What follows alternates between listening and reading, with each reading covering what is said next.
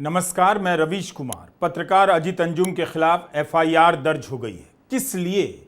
अजीत अंजुम ने ऐसा क्या कर दिया? क्या यह बताना कि वोटर को दो फॉर्म नहीं दिए जा रहे हैं, एक ही फॉर्म दिया जा रहा है?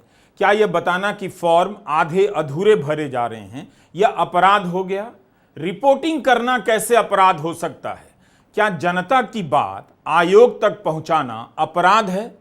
चुनाव आयोग को एक रिपोर्टर द्वारा उठाए गए सवालों पर कार्रवाई करनी चाहिए या रिपोर्टर के खिलाफ ही एफआईआर करा देनी चाहिए? मेरे खिलाफ बेगूसराय जिले में एफआईआर दर्ज हुई है और एफआईआर दर्ज इसलिए की गई है क्योंकि मैंने बेगूसराय में एसआईआर के दौरान बलिया प्रखंड में जिस तरह से आधे अधूरे फॉर्म भरकर जमा हो रहे थे, अपलोड हो रहे थे, उस पर एक स्टोरी की थी, उस पर एक वीडियो किया था और उस वीडियो अपलोड होते ही मेरे यूट्यूब चैनल पर उस वीडियो के पब्लिश होते ही हंगामा मचा था और उस हंगामे से मुझे यह अंदाजा था, जिस तरह से अफसरों में खलबली थी, मुझे अंदाजा था, आशंका थी कि एफआईआर दर्ज हो सकती है और एफआईआर दर्ज हुई है। एक जमाना था जब चुनाव आयोग इस बात का स्वागत करता था कि मीडिया जमीन से सच्चाई दिखाए, कमियों को दिखाए और उसे फीडबैक की तरह लेता था, अपने आप सुधार करता था। लेकिन लगता है वाकई यह नया आयोग है। एफआईआर से साफ है कि चुनाव आयोग ने अजीत अंजुम की इस रिपोर्ट को अपने खिलाफ देखा है, अपने ईगो पर ले लिया कि एक पत्रकार ने कैसे रिपोर्ट कर दिया कि बीएलओ वोटर को दो फॉर्म नहीं दे रहे, जिसमें एक फॉर्म पावती का है, प्राप्ति का है, रिसीविंग का है। क्या वोटर के अधिकार का उल्लंघन होगा और उसकी रिपोर्टिंग की जाएगी तो एफआईआर होगी? अजीत अंजुम ने ट्वीट कर जानकारी दी है कि मुझे स्थानीय बीडीओ और एसडीओ की तरफ से कॉल करके वीडियो डिलीट करने के लिए कहा गया। मैंने उनकी बात नहीं सुनी और नतीजा सामने है। बिहार में चुनाव आयोग के तौर तरीकों पर 100 सवाल हैं। उन सवालों का जवाब देने के बजाय अब पत्रकारों को डराने की कवायद शुरू हुई है। इस वीडियो में मैंने अपना पक्ष रख दिया है। डरूंगा नहीं, जो सच है वही दिखाऊंगा, जो खामियां हैं उन पर रिपोर्ट करूंगा। एफआईआर की अधिकृत सूचना का इंतजार कर रहा हूं। मैं कल रात किशनगंज से बेगूसराय आ गया हूं ताकि मेरी तलाश में प्रशासन को ज्यादा परेशानी ना हो। अजीत अंजुम ने बताया कि एक बीएलओ की तरफ से एफआईआर दर्ज कराई गई है। बीएलओ मोहम्मद अंसारुल हक ने एफआईआर कराई है कि यूट्यूबर अजीत अंजुम, उनके सहयोगी एवं कैमरामैन अनधिकृत रूप से जनगणना स्थल पर प्रवेश कर हमसे सवाल जवाब लेने की कोशिश करने लगे कि आपके बूथ में कितने मतदाता हैं, आपने कितने प्रपत्र दिया, कितने का वापस प्राप्त हुआ, आपके बूथ में कितने मुस्लिम मतदाता हैं, कितने मतदाताओं ने फॉर्म के साथ पेपर जमा किया। मैंने बताया कि मेरे बूथ में 1020 मतदाता हैं। मैंने सभी को फॉर्म बांट दिया, पुनः पेपर के साथ प्राप्त कर लिया। यूट्यूबर अजीत अंजुम का फोकस इस बात पर था कि मुस्लिम मतदाता को परेशान किया जा रहा है, जो कि सरासर गलत है। यूट्यूबर द्वारा 1 घंटा तक कार्य करने नहीं दिया गया, जिससे कार्य में काफी बाधा उत्पन्न हुई। अतः श्रीमान से अनुरोध है कि अजीत अंजुम यूट्यूबर एवं उनके अन्य सभी सहयोगी पर सरकारी कार्य में बाधा डालने तथा सांप्रदायिक द्वेष फैलाने से संबंधित सुसंगत धाराएं लगाते हुए प्राथमिकी दर्ज की जाए। यूट्यूब सिर्फ एक माध्यम है। अजीत अंजुम उस माध्यम पर रिपोर्ट करने वाले पत्रकार हैं। उन्हें यूट्यूबर लिखा गया है, पत्रकार नहीं। शब्दों का चयन मायने रखता है। अजीत अंजुम पत्रकार पहले हैं। इस एफआईआर की भाषा बता रही है कि बीएलओ पर दबाव भी हो सकता है। किसी अधिकारी ने एफआईआर नहीं की।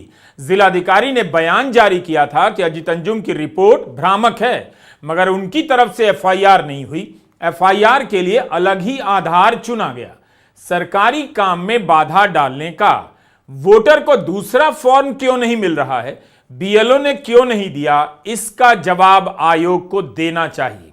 अब आप देखिए, अजीत अंजुम ने अपने वीडियो में जो दिखाया है उस पर एफआईआर नहीं हुई है। कैसे करते? भास्कर के ही 100 रिपोर्टर ने वही बात छापी है। क्या 100 रिपोर्टर पर एफआईआर हो सकती है? तो एफआईआर में सरकारी काम में बाधा डालने और सांप्रदायिकता फैलाने का आरोप लिखा गया। क्या अजीत अंजुम अकेले पत्रकार हैं जिन्होंने यह सच्चाई दिखाई? कहीं दस्तावेज नहीं होने, कहीं दस्तावेजों में आधार का जिक्र ना होने के बाद भी आधार नंबर लिए जाने की रिपोर्ट तो आ ही रही थी। मगर अजीत अंजुम ने एक ऐसे सवाल को उठा दिया जिससे वोटर भी अनजान था, और वो सवाल था दूसरे फॉर्म का। इस दूसरे फॉर्म की बात अजीत अंजुम की रिपोर्ट के बाद ज्यादा होने लगी। भास्कर ने इतनी बड़ी बैनर हेडलाइन लगाई है, मोटे मोटे अक्षरों में लिखा है अवैध वसूली। दोबारा से पढ़ता हूं, अवैध वसूली लिखा है, रिसीविंग नहीं। यही बात तो अजीत अंजुम ने दिखाई कि वोटर कह रहे हैं कि उन्हें प्राप्ति की रसीद फॉर्म नहीं दिया जा रहा है। बीएलओ कंफ्यूज, भास्कर की यह हेडलाइन है, अवैध वसूली, रिसीविंग नहीं, बीएलओ कंफ्यूज। बिहार में मतदाता सूची पुनरीक्षण कार्य में लापरवाही भी सामने आ रही है। कहीं फॉर्म की कमी है, कहीं पावती रसीद रिसीविंग का अभाव। बीएलओ न घर जा रहे हैं, ना ही ठीक से फॉर्म भरवा रहे हैं, वे खुद भी कंफ्यूज हैं। नतीजा लोगों में असमंजस है। भास्कर ने 100 रिपोर्टर उतार दिए और उसके 100 रिपोर्टरों के बाद खबर लिखी गई है कि वोटर की जांच के लिए बीएलओ घर घर नहीं जा रहे और कहीं भी पावती रसीद नहीं दी जा रही। ऑनलाइन फॉर्म भरने के लिए अवैध वसूली चल रही है। ठीक से पढ़िए, 10 बार पढ़िए इस रिपोर्ट को और छाती पीटिए कि क्या हमारा लोकतंत्र इस हाल में आ गया? क्या चुनाव आयोग इस तरह से काम करेगा? कहीं भी जाइए, जनता कह रही है उसे 2 फॉर्म नहीं दिए गए और उनमें से एक फॉर्म रिसीविंग का, पावती का, प्राप्ति के लिए तो बिल्कुल नहीं दिया गया। भास्कर ने भी लिखा है कि कहीं भी पावती रसीद नहीं दी गई, ना ही घरों पर स्टिकर चिपकाया गया। अधिकांश जगहों पर बीएलओ घर जाने के बजाय किसी पेड़ या सरकारी भवन पर बैठे दिखे। जगह जगह पर मतदाता बोल रहे हैं कि रसीद फॉर्म, पावती प्राप्ति का फॉर्म या अंग्रेजी में रिसीविंग फॉर्म नहीं मिला है। यही बात तो अजीत अंजुम ने अपनी रिपोर्ट में दिखाई थी। हाँ, बीएलओ साहब आए, हमने उनका आदेश देखा कि क्या आदेश है, तो उन्होंने फरमा दिया। उसके बाद उन्होंने आधार कार्ड लेकर वेरीफाई किया, नोट किया, फिर नाम नोट किया और दस्तखत कराया। हम लोग वेल सेटिस्फाइड हो गए, कहीं कोई आपत्ति नहीं की। उसके बाद जो है आपके पास कोई रिसीविंग फॉर्म दिए वो? रिसीविंग का प्रावधान नहीं थे। हमने तलब किया कि ऐसा है, उन्होंने कहा रिसीविंग का कोई प्रावधान नहीं है। बताइए कि मतलब बीएलओ के द्वारा आप लोगों को फॉर्म दिया गया है? जी, हाँ, क्या कुछ लिया गया? एक फॉर्म दिया गया, हमने उनको एक फ़ोटो दिए हैं और पहचान पत्र दिए। पहचान पत्र के रूप में क्या दिए? हमारे पास दोनों है। हाँ। ये भी है, पहले का जो वोटर लिस्ट गिराए हुए थे, हाँ। उसका भी है। हाँ। और पहचान पत्र भी है। हाँ। पहचान पत्र भी, आधार कार्ड भी, दोनों दिए हैं। दे दी। कोई रिसीविंग दिया गया है? नहीं, कोई रिसीविंग नहीं दिया गया। यहाँ बीएलओ साहब आए और एक पर्ची दिए, वो अपने से भरियो दिए, दस्तखत सिर्फ करवाए और दूसरा रिसीविंग कुछ नहीं। रिसीविंग नहीं मिला था? नहीं मिला है। तो कौन बीएलओ भरे थे? बीएलओ भरे थे। अच्छा। कोई दस्तावेज भी लिए थे? कोई आधार कार्ड लिए थे और फिर आधार लौटा दिए? फिर वापस कर दिए।